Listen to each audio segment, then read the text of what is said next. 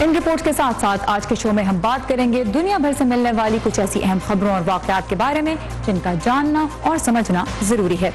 Voice of America के Washington studio में आप सबको खुशामदीद। प्रोग्राम व्यू 360 के साथ मैं हूं आपकी मेजबान सारा जमान।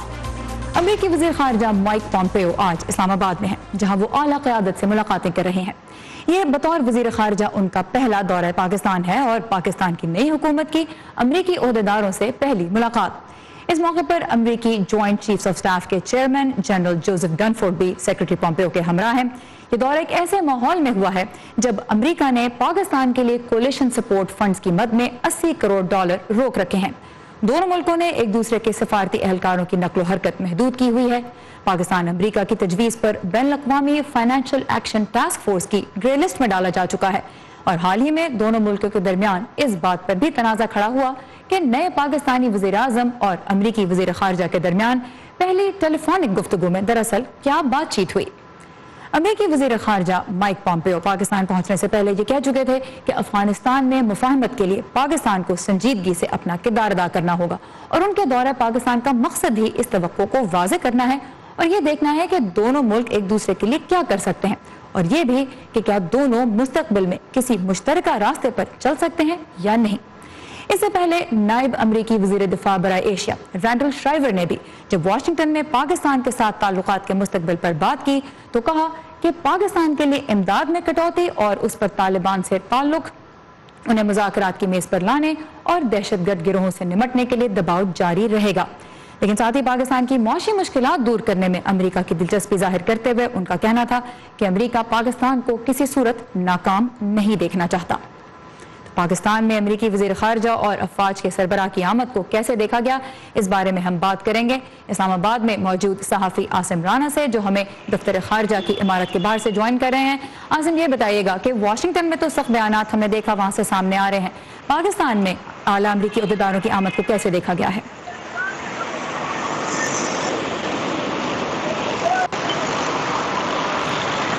आसिम, क्या आप मुझे सुन सकते हैं? मेरे ख्याल में आसिम राना को इस वक्त हमारी आवाज़ नहीं आ रही, एक टेक्निकल मसला है जिसका हमें इस वक्त सामना हो रहा है, लेकिन हम कोशिश करेंगे कि उनसे बात करें। अमरीकी वज़ीर ख़ारिजा ने अफ़गान अमल के लिए भी खुसूसी मशीर के तौर पर जिस शख्सियत को मुकर्रर किया है वो एक ऐसे साबिक सीनियर अमरीकी सफारतकार हैं जो पाकिस्तान के हवाले से सख्त राय रखते हैं। ज़ल्मी खलीलज़ाद 80 की दहाई से अमरीका की अफ़गानिस्तान के लिए ख़ारिजा पॉलिसी में अहम किरदार अदा करते आए हैं। अफगानिस्तान पर 2001 के अमरीकी हमले की मनसूबाबंदी में भी उनका अहम किरदार था।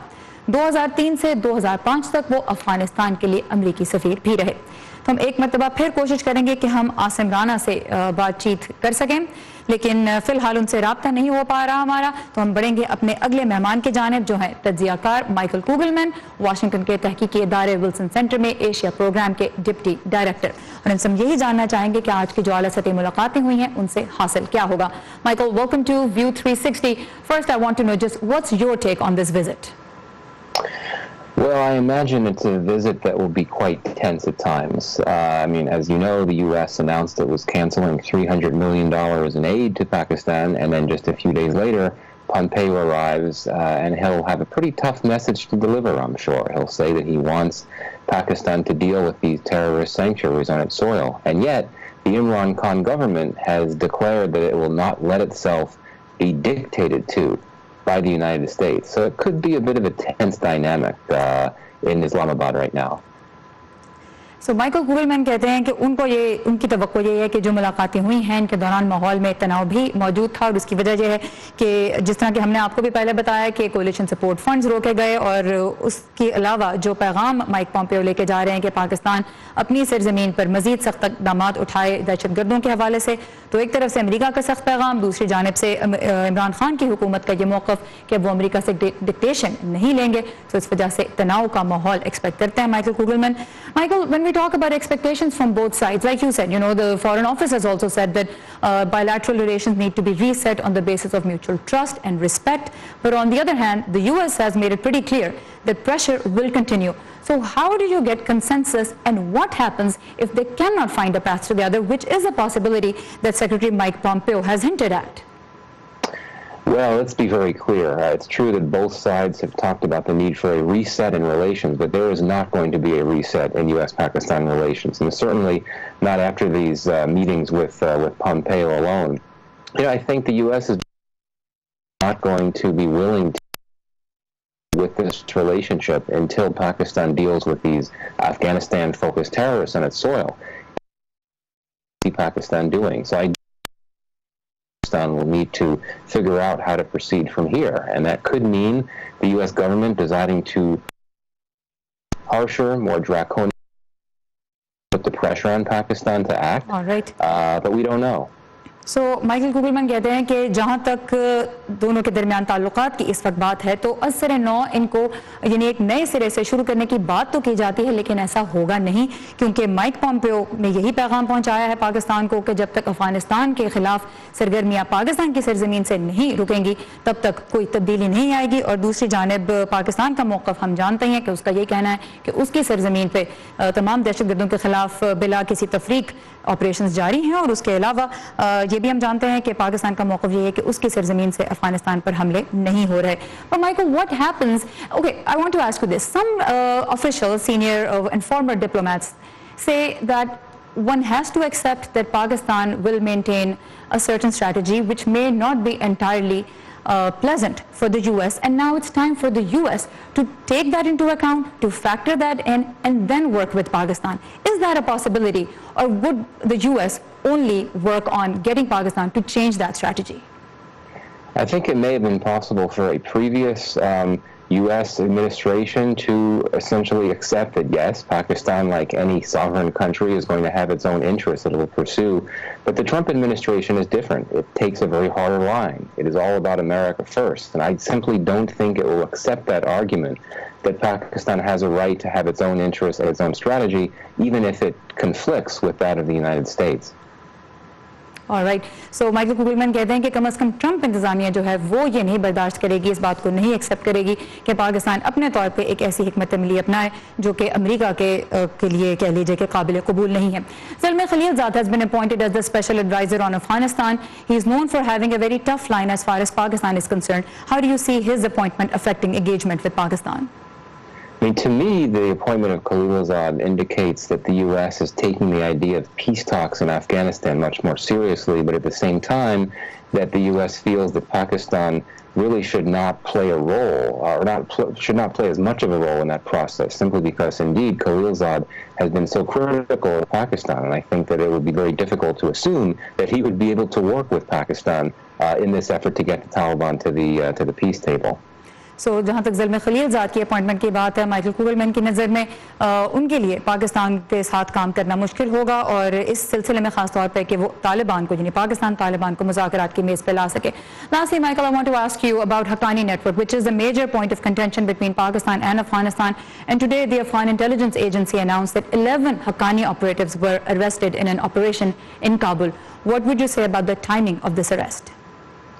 Well, it's very striking. Just as the timing was striking, how the death of Jalaluddin Haqqani was announced, just before the arrival of Pompeo in Pakistan.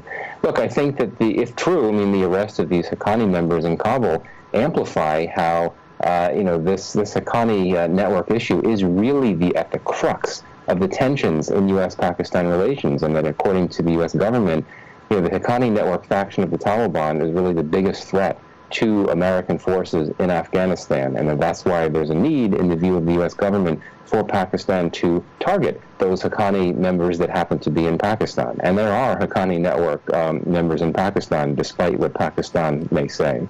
So Michael कुगलमैन का मानना है कि पाकिस्तान जो भी कहे, हक्कानी नेटवर्क के ऑपरेटिव्स पाकिस्तान में मौजूद हैं, और उनकी इस वक्त अफगानिस्तान में जो ऑपरेशन में उनको हिरासत में लिया गया है, इसकी टाइमिंग यकीनन काबिल गौर है।